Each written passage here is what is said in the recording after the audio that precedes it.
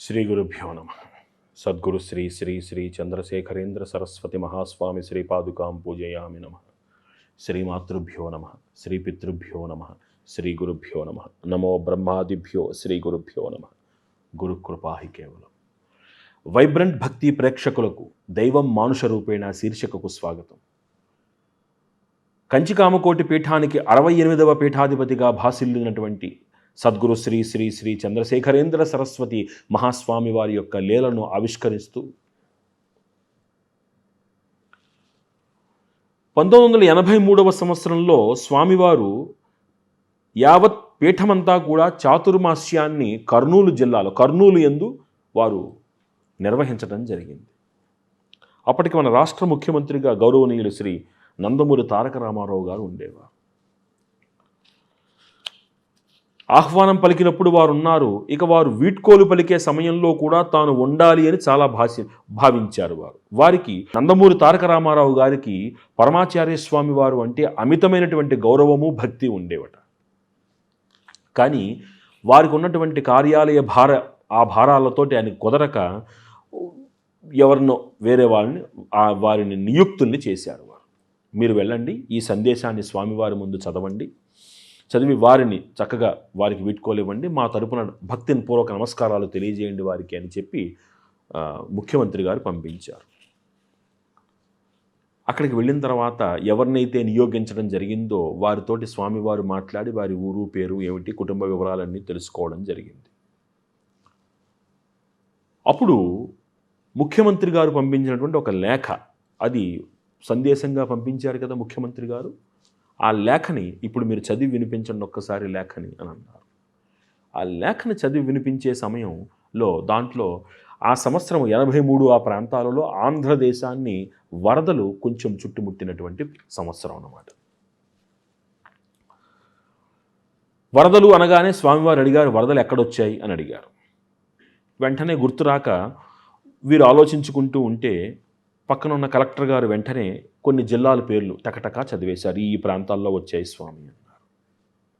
స్వామివారు మాటల మధ్యలో మరి ఆదిలాబాదులో అని అన్నారు. జాగ్రత్తగా గమనించండి.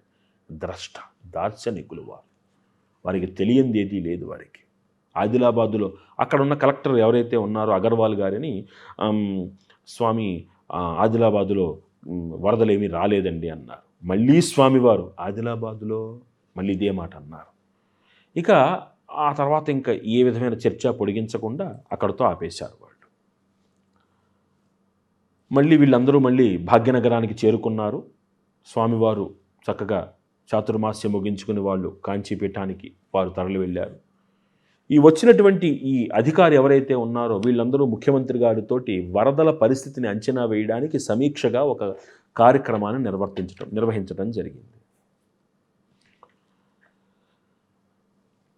పంచాయతీరాజ్ శాఖకి ముఖ్య కార్యదర్శిగా ఉన్నటువంటి కాశీపాణ్యన్ గారు ఆ మీటింగ్లో అంటే ఆ సదస్సులో మాట్లాడుతూ,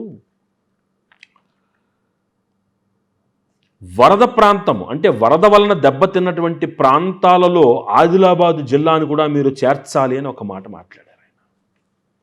ఎవరైతే అధికారి స్వామివారి దగ్గరకు పంపించడం జరిగిందో ఆ ఆదిలాబాద్ అనే పేరు వినగానే ఒక్కసారి హతాశుడయ్యాడు ఆయన.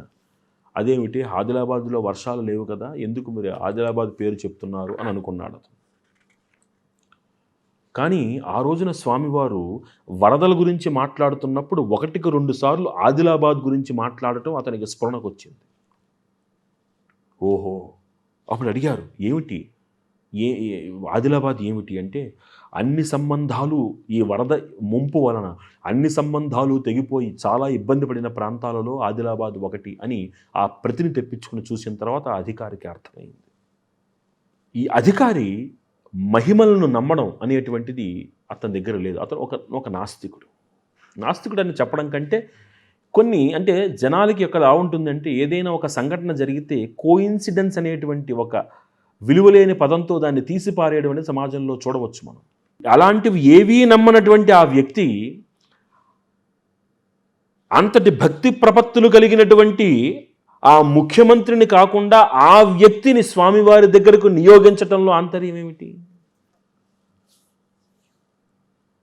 అన్నీ కోయిన్సిడెన్స్ అవ్వదు అన్న నిరూపణ అతనికి ప్రత్యక్షంగా అనుభవపూర్వకంగా తెలియచేయడం కోసమే అన్న నిజం తర్వాత మనకు అర్థమవుతుంది. మనకి ఆ క్షణానికి ఒక మాయ, అప్పటి ముఖ్యమంత్రి గారికి అనుకోకుండా కార్యాలయ భారం మీద పని రావడం, అందులో ఆయన ఆ పనిలో నిమగ్నమై మీరు వెళ్ళండి నా తరపునని ఆయన పంపించటం, ఇది మనకి స్థూలంగా బయటికి కనపడుతోంది.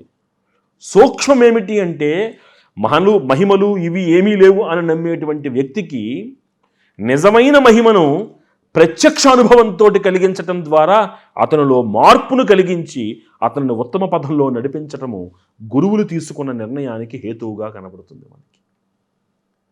అతనెంత సౌభాగ్యవంతుడో చూడండి. అతనికి ఎంత అదృష్టం ఉంటే మహనీయులైనటువంటి అంతటి మహనీయుల దర్శనం కోసం, వారి యొక్క సహవాసం కోసం తపించిపోయేటువంటి వారెవ్వరికీ దక్కని సౌభాగ్యం ఆ రోజు ఈ రూపేణ వారికి దక్కింది. అతనిలో మార్పు వచ్చింది. ఒక ఉత్తమమైన పదం స్వామి ద్వారా అతనికి అందించటం జరిగింది.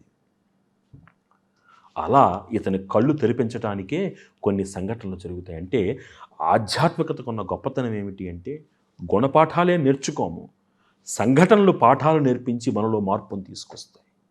గురువు యొక్క విలువ అర్థమయ్యేలా చేస్తాయి. మన గురించి పాటుపడిన వాళ్ళ యొక్క విలువ అర్థమయ్యేలా పరిస్థితి మనకి అవగతం చేసి వెళ్ళిపోతూ ఉంటుంది. మారాడా యోగ్యుడు, మారలేదా ఎవరి కర్మ వారిది.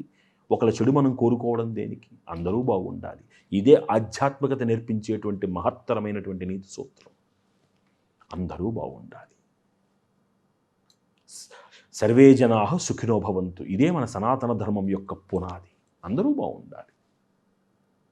అంతటి మహనీయుల యొక్క దివ్య పాదపద్మములకు నమస్కారాలు తెలియజేసుకుంటూ సర్వం శ్రీ లలితా మహాత్రిపుర సుందరీ దేవి దివ్య పాదార విందార్పణమస్తు. శ్రీరామరక్ష.